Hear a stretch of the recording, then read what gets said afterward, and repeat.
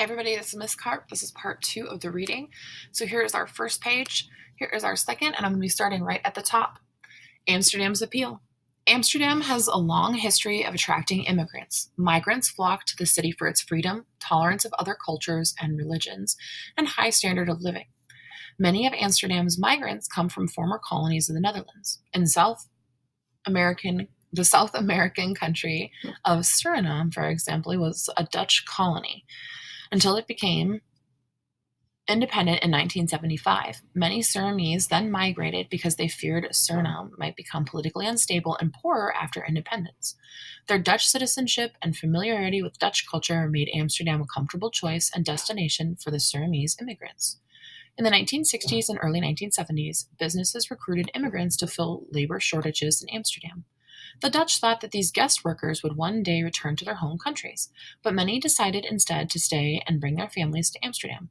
Family migration, one type of chain migration, accounts for a large portion of the immigration to Amsterdam. In chain migration, established migrants help others from their home country to settle in a new place. Facing challenges. Immigrants around the world face similar challenges. They must find a place to live and a job. They must learn to navigate around a new city. They must learn a new language and a new system of money. For many, it's like starting life all over. In Amsterdam, immigrants tend to cluster together in specific neighborhoods where fellow migrants from their home country can help them to get started. Immigrants from Ghana, for example, have established their own community in a neighborhood called Biel Mer Mer, where they call Little Africa. They've set up their own churches and started small businesses that sell African products. Like many other immigrant groups in Amsterdam, the Ghanaians tend to maintain their native customs and stay within their own community.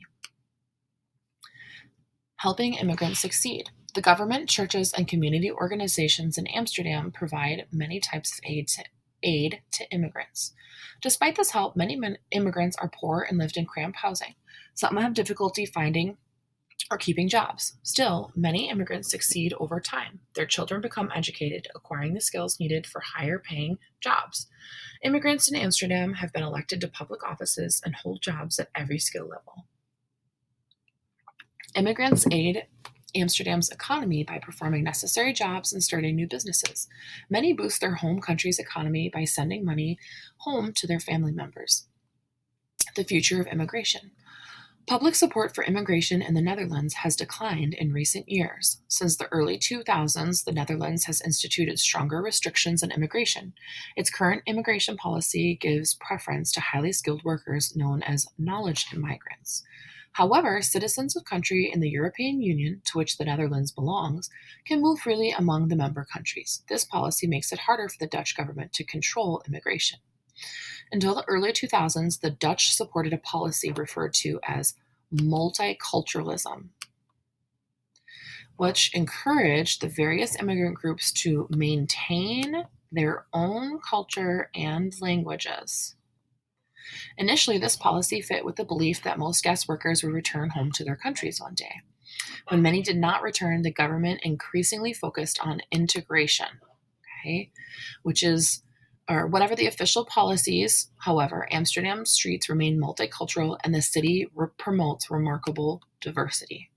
So again, you're telling me, why are they hyper diverse, and give some examples. And how does supporting multiculturalism, so that's right here, how is that different than promoting integration? So what do those two things look like? All right.